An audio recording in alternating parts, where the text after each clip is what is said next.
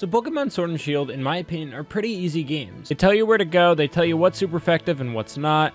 They practically let you win every rival battle, and to top it all off, you can very easily overlevel your Pokemon by doing the max rated battles throughout the story. I want to try to make the game a little more challenging for myself. Instead of doing a standard Nuzlocke or something along those lines, I decided to do a one Pokemon challenge. The challenge is exactly what the title is. I may only use one Pokemon throughout the entire game, and I cannot catch any extra Pokemon. Now, just before this video starts, this did take a long time to make, so please subscribe. I want to do more stuff like this. Pokemon Diamond and Pearl remakes are right around the corner, and you got Legends of Arceus as well. So, I mean, I might do challenges in those games. I might go back. I'm going to do other games. So, yeah, just subscribe for more. Now, going into this challenge, I know I wanted to use Obstagoon because he is my favorite Gen 8 Pokemon, and he's just so damn badass. There's only one problem that I will face in the beginning of the game, and I must choose a starting Pokemon, but honestly, I'm just going to switch them out eventually. So before this run starts, here's some basic rules for this challenge. I may only use Obstagoon, or Zigzagoon, or Lanoon, so basically anyone from that evolution line. I may not catch any Pokemon throughout the entire game, and if I accidentally do,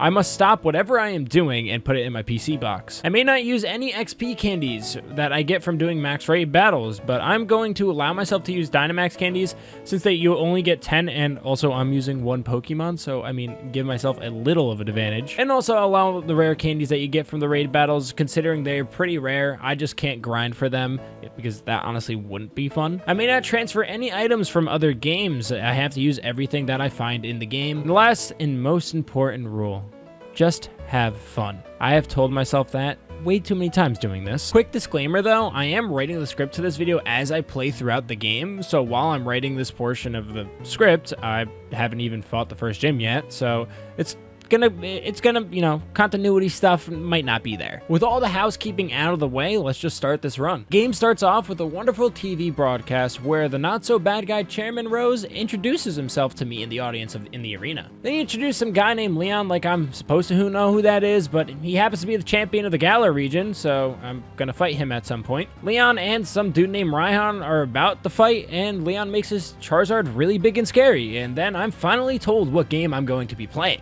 After that epic intro out of the way, we are introduced to, well, us and Hop and my mom. Hop informs us that a really important person named Lee, who happens to be his brother, is coming to visit and I should follow him. So it's time to get off my lazy ass, go grab my bag, and head over to his house. We were only there for about 2 seconds, then Hop tells us that Lee is going to be at the train station at any moment and that we have to hurry. Once we're at the train station, we are introduced to Lee, aka Leon. So basically, I just found out as a player that my best friend's brother is the Galar champion, and I'm gonna have to fight him and ruin all dreams and such like that.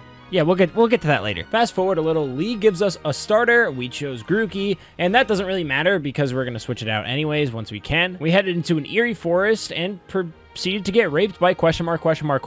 After that, we tell our mom we're going to go on an adventure collecting all 8 gym badges and trying to become the champion, all while murdering a whole lot of Pokemon in the process. We headed downtown and met Sonia, the professor's assistant, and we are taught how to use Pokemon centers. And at this point, this is when I transferred in my Zigzagoon that I named JJ, because why not? JJ is already level 5 because I rare candied it in my other game. Get a little fairness in here, to be honest. I didn't want to catch you know, one off a route like sometime down the line. And then from here on out, we are only allowed to use JJ and nobody else. Once we got JJ, we made our way to Route 2 and almost got jumped by Leon, to be honest. And that is where he taught us how to catch Pokemon, and that's too bad for him because I'm not going to be using that. I'm going to be selling all my Pokeballs because we don't need them. Now, for the next 30 minutes or so, I just sat here and trained JJ until she was level 12. And this is a good point in the video to talk about my Obstagoon's moveset and my plan going into this run. JJ's ability is Pickup, and that means when it becomes an Obstagoon, that ability will turn into Reckless. Reckless is an ability that boosts the power of recoil moves,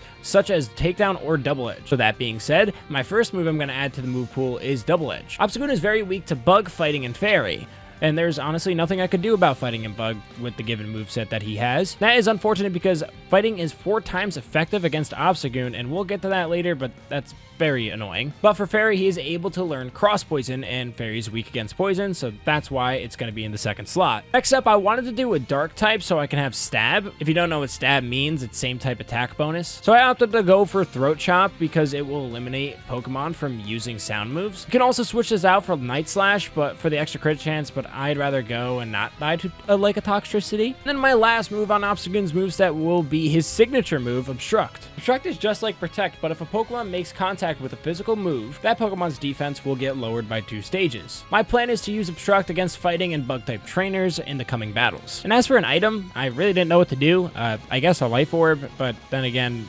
we are a Reckless ability combined with Double Edge plus Life Orb.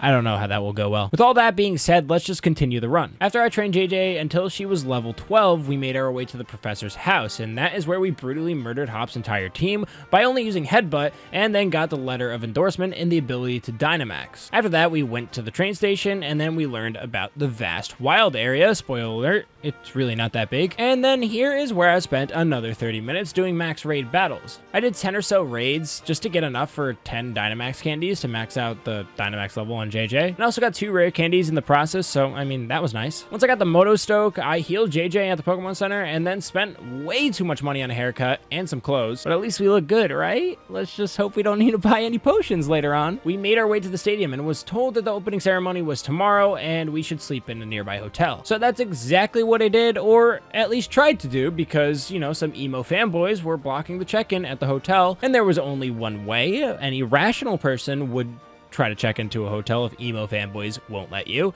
and you just challenge them to a Pokemon battle. So I fought off the first 2 by myself, and then Hop was by my side for the last fight.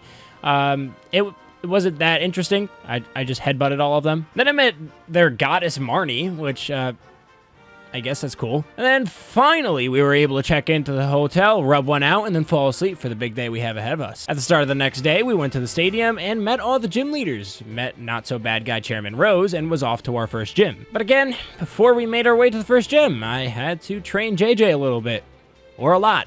Maybe a little bit too much. Shortly after that, we evolved JJ into a Lunoon and took on the trainers of Route 3, then made our way into the mines. Here I came face to face with a trainer with 3 Timbers. Now, normally I would actually be scared to face this trainer, but honestly, it just hit me with pounds, so it really wasn't that bad. But it was in this battle that I learned I actually overleveled JJ a little too much, and it started not listening to my commands. Now, this is annoying, yes, but it's especially not good because I only have 1 Pokemon on my team, so for the next, I don't know, I guess 30 minutes until I fight the first gym and beat it, I'm going to be running off of RNG. But I had no other option, so I just progressed into the story. Made it into Turf Field and met Mr. No-Nos, aka Milo, and he just happens to be the first gym leader. But before we could take him on, I had to go meet Sonia and talk about some scary mountain chicken, and then once she was done talking about that, we can go to the gym. Now, this gym really wasn't too interesting, honestly. All I had to do was just take a bunch of Wooloos, move them from one end to another, and I'd fought 1 person in here, but honestly, it was pretty easy and it was pretty embarrassing for him, so I'll just leave that out of the video. Once I entered the arena, we exchanged some trash talk and proceeded to the first gym battle. Now, this battle wasn't really too hard, even with JJ kind of being annoying and not listening to my commands. 2-shotted the Gossifleur at first, and then while Eldegoss is a really tanky Pokemon, I just Dynamaxed and hit it with VMAX strikes, lowering its speed. But then after that, JJ proceeded to take 5 turns to hit him with a single headbutt to finish off the Eldegoss. Took way too long. Since she wouldn't listen to me, I had to use 2 super potions because my defenses were lowered during the battle. Honestly, it was still a win in my book, and I got the grass badge. Forward, we headed on to Route 5, and this is where I found out that double battles won't work since I only have 1 Pokemon, so I guess that's a plus, I guess. We got to the bridge, and an old man was being bullied from those emo fan dudes. We battled them and hit the that was easy button, and got our Rotom bike. I rode the bike probably 1 foot until I met up with Hop, and he was waiting to lose in a Pokemon battle. We used Headbutt against his entire team, and won again. He also told me my team was very strong despite having 1 Pokemon. After that encounter, we kept moving forward, and eventually made it to Hulbury City, and this is the home of the second gym. This gym leader's name is Nessa, and I had to go find her because she got lost. I found her near a lighthouse, which is about a block away from her gym, so I don't know how she got lost. I helped her find her way back, and now I am able to challenge the second gym. When I entered, I solved a few puzzles, I battled a few noobs, and I moved through the door to the gym battle. Now, this gym battle was a lot different than the first gym battle. For starters, she has 3 Pokemon, a Goldeen and Arrokuda, and a Dreadnought. So I fainted the Goldeen and Arrokuda with ease, but Once I got to Dreadnought, I knew that I needed to prepare. For this battle, I went back to Motosoke and bought a few X attacks and X defenses just in case I needed them.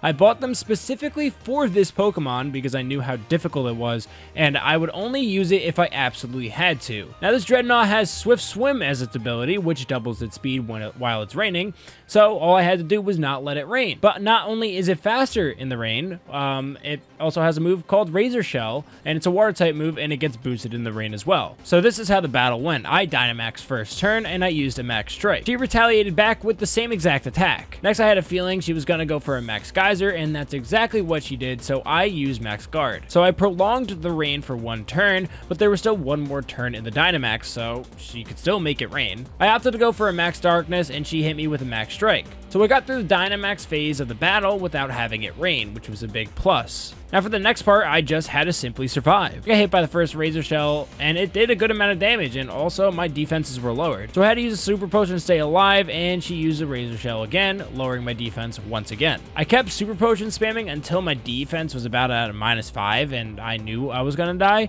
So I'm not gonna lie, I really didn't know what to do. There was genuinely nothing I could do, and I thought I lost. But it just so happens that me and her Pokemon are speed tied, meaning that it's basically a coin flip to see who goes first, and I used Night Slash and happened to outspeed it this time, killing it with Night Slash, and I got my water badge. After I got the water badge, I headed into a nearby restaurant where I sat and chatted with Not So Bad Guy Chairman Rose and Sonia. Here, he told me about the science of Dynamaxing Pokemon, and that was about it. I was instructed to go back to Motosoke City and challenge the next gym. So after leaving and not paying the bill, I headed into the nearby cave. This is where I battled a character that I failed to mention before, and I also met up with the up-to-no-good Team Yell Grunts who were blocking my path. And Hob joined me on this encounter, providing zero help whatsoever, and I took down the Team Yell Grunts with my massive cup. And then I continued making my way through this cave, and then I met Kabu, the Fire-type gym leader. After chatting with him for a little too long, I witnessed a moving Sudowoodo and made my way back to Motosoke City. At this point, I was going to train JJ into an Obstagoon, considering it was nighttime, and the only time Lanoon can evolve is at nighttime. So that's exactly what I did. I evolved JJ into an Obstagoon, made my way back to the hotel, and battled Marnie. Kicked her ass and slept off the night. When I woke up in the morning, I made my way to the gym and challenged it. All I had to do was kill 5 fire Pokemon, which took me no time at all, and now it was time to fight the Fire-type gym leader. Now this battle would have gone to plan if it weren't for the move Will-O-Wisp. Being burned is a status condition where not only does it hurt you at the end of each turn, it also halves your attacking stat while you are burned. And on top of this, he has an Arcanine that has the ability Intimidate, which lowers your attacking stat by 1 stage as well. So unfortunately, I lost my first attempt, and that is the first death of this run. My second attempt wasn't going any better until I chose to use Obstruct against the Centiskorch. It lowered its defenses enough for me to one-shot it with Takedown, and the recoil almost killed me, but nonetheless, I still won and obtained the Fire Badge. After that, the gang of gym leaders wished me luck on the rest of my journey and informed me that I must go back into the wild area to make it to my next city. So I hopped on my bike and quickly made it to Hammerlocke. This is the home of the 8th gym leader, so we will be back here at some point. Not So Bad Guy Chairman Rose was talking to Grandma, and it was here that I learned that Chairman Rose actually endorsed this dickhead of a character, making him a little sus. After that, we went inside to the stadium, and he taught me more about the powers of Dynamaxing, and then was told to go see a prophecy, I guess? So I made my way to another building, and here I met that guy that we saw at the beginning of the game. He just so happens to be the 8th gym leader, and he told me to go upstairs where Sonia was waiting for me. Here she told me a bedtime story about 2 brothers, a sword and a shield, and then I was on my way to the next gym. But first I had to whoop some Team Yell ass and make my way through the route. I battled a few trainers along the way and made it to Stow-on-Side Town. This little desert town is the homeland of the 4th gym leader, the fighting gym. Now at this point in the run, I really started to get nervous because I already lost against the fire-type gym leader. I was trying to mentally prepare myself for the battle to come, considering it was a fighting type. But before that, I had to get jump scared by some creepy old lady. Then we can finally make our way into the gym. The gym challenge was the most random thing I've ever seen in a Pokemon game. It had nothing to do with what the typing of the gym was at all. I just sat in a teacup and made my way downtown. I battled the 3 trainers where I got to try out my strategy for this gym. My strategy was to use Obstruct first turn against all Pokemon. Considering JJ was a really high level, I was confident in that she can outspeed the entire gym. Obstruct again is just like Protect, so it gets priority over all other moves. There's also no fighting type really in this entire gym that is a special attacking fighting type. So my plan was to use Obstruct and lower the defenses of the Pokemon I was fighting just enough so I was able to one-shot them with Headbutt or Takedown. The battle against the gym gym leader was honestly pretty straightforward. She was scary, yes, but I was confident enough in my obstructing capabilities. I too turned her first 3 Pokemon, which were Hitmontop, Pangoro, and Sirfetch'd, and all that was left was her Machamp. Now Machamp was a little different in the sense I couldn't use Obstruct because it would just Dynamax first turn, and that would break through my Obstruct. So this then forced me to Dynamax first turn as well. I hit him with the Max Strike, lowering its HP to below half. Then it used G-Max Chi Strike, which is Machamp's special Dynamax move. Honestly, it lowered me quite a bit. Actually, it almost killed me. Since I survived and I knew it was faster than the Machamp, I hit it with one more Max Strike, taking it down and obtaining the fighting badge. As soon as I left the gym, I made my way to an ancient mural. This is where Grandma Bead was attempting to break down the mural to get wishing stars for not-so-bad-guy Chairman Rose, making him even more sus than before. Here I battled the character nobody likes and enjoyed every second of it. After the battle, not-so-bad-guy Chairman Rose redeems himself by arresting Bead for this vandalizing act. So he is okay for now, but I still got my eye on you. After that exhilarating piece of story that I spammed A through, made my way to the 5th gym. I traveled through the nearby forest and made it to Ballinlea Town, a town that is hidden in the trees, and this is where I started to get scared in this run, even more so than the fighting gym, mainly because this gym has a gimmick to it and it also is a fairy type gym. You'll see what I'm talking about in a second. Inside, I found out that Jump Scare Lady was the gym leader and also the judge of this wonderful talent show. All I had to do was answer a few questions in the battle, and if I got it right, my stats would raise, and if I got it wrong, they would lower. So all I honestly had to do was get them right and I'll be fine. I swept the floor with the first 3 opponents and it was time for the real gym battle. Now I would be lying if I answered these questions correctly in this battle, but since I'm an honest man, the first 2 questions I got wrong, lowering my defenses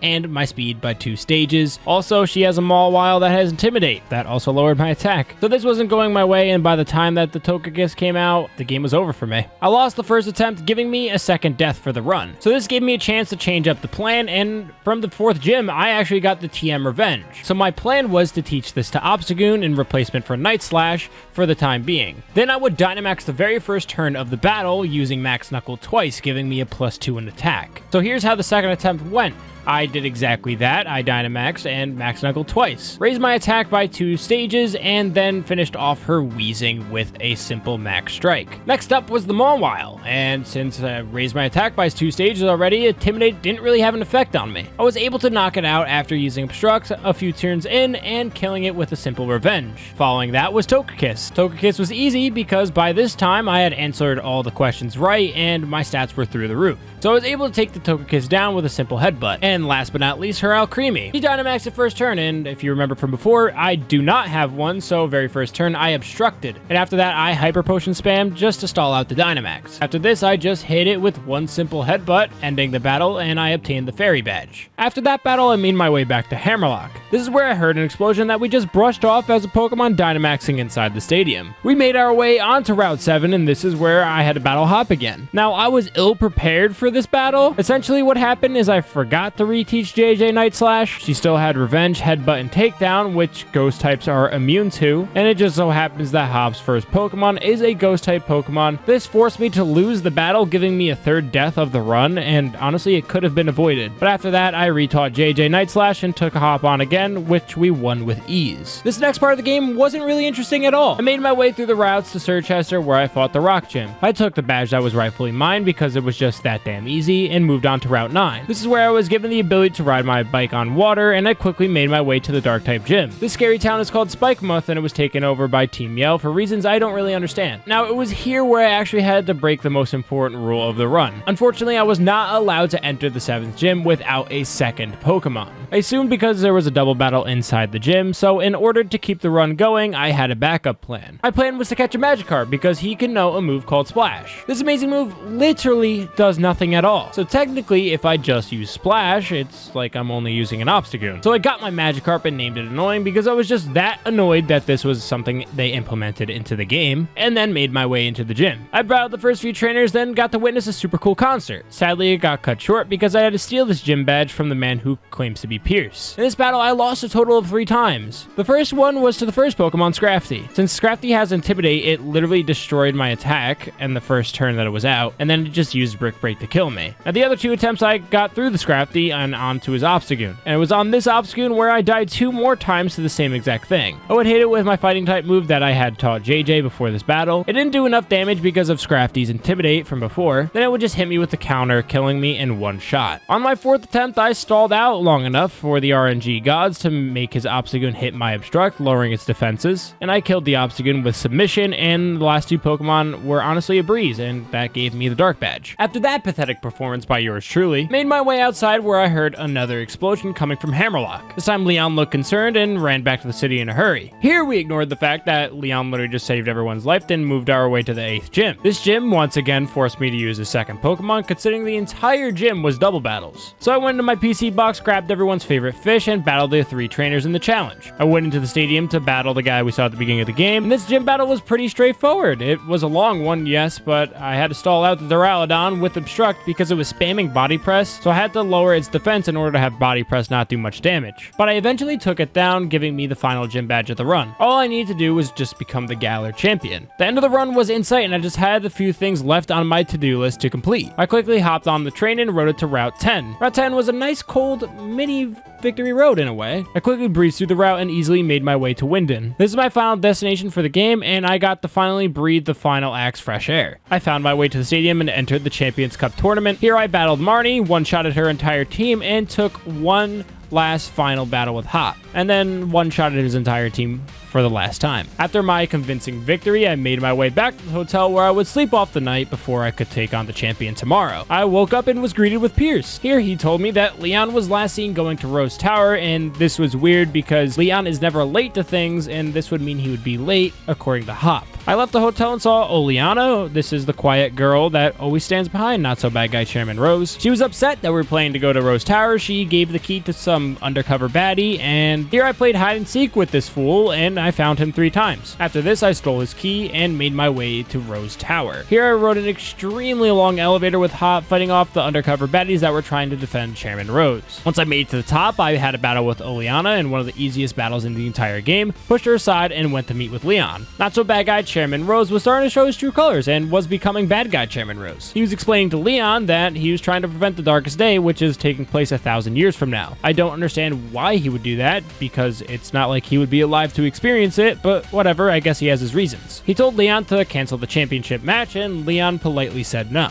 After that, I went back to the stadium, and here is where the real challenge began. But first, before we faced the Elite Four or the Elite Three, we had to fight Bead in a redemption attempt. We shut down that attempt really quick while dying once in the process, then finally we could start the tournament. First, we had to fight Nessa, the Water-type gym leader. I one-shotted her entire team, advancing into the next round. In the quarterfinals, we had to fight Bae. She's the Fighting-type gym leader, and she whipped my ass a total of 3 times. But I finally overcame this challenge and beat her while holding on to my life. This advanced me into the semifinals. Here, I had a rematch with Raihan, that guy from the beginning of the game again, in a single battle format this time. This wasn't challenging at all, and I beat his entire team in 5 turns. This moved me on to Leon. But plot twist! Right before this battle started, Bad Guy Chairman Rose rained on our parade, and he summoned a bad evil in an attempt to beat it now instead of 1,000 years from now, so the people 1,000 years from now don't have to worry about it. We had to go summon the sword and the shield, and we were on to Hammerlocke Stadium. We rushed the basement where Rose was waiting for us. We battled the Steel-type Master in a pretty intense battle, but nonetheless, we still came out victorious. We were instructed to go to the roof where Leon was going mano-a-mano with Eternatus, the great evil from the Darkest Day. Here, Leon was knocked out by the monstrous Pokemon, and it was up to me to take it down. And that I did in 2 turns. But don't count this thing out just yet, it still has a Gigantamax up its sleeve. During this point, we were helpless and we needed a miracle, and a miracle we got in the form of Zacian and Zamazenta. These 2 helped me in one of the final battles in the game and easily took it down in a few turns, ending this weird side plot. After that, everyone rested for a few days and waited for the championship battle between me and Leon. We were finally able to go fight Leon for sure this time.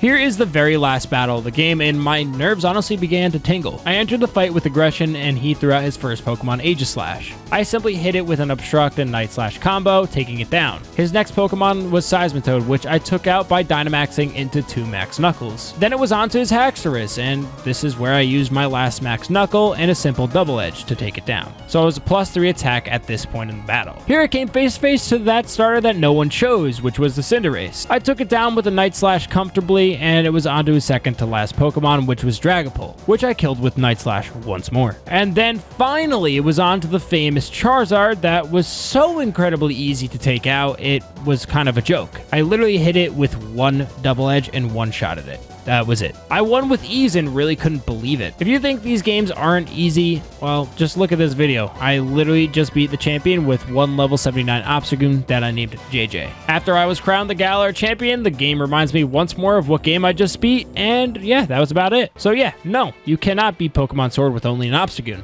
And that's basically it for the video. This video was honestly so much fun to make, and I really cannot wait to do more challenges in the future on other games or even more Pokemon games. I already have ideas for my next challenge, but until then, it has been insanity. Enjoy the rest of your day, and I will catch you next time. Have a good one.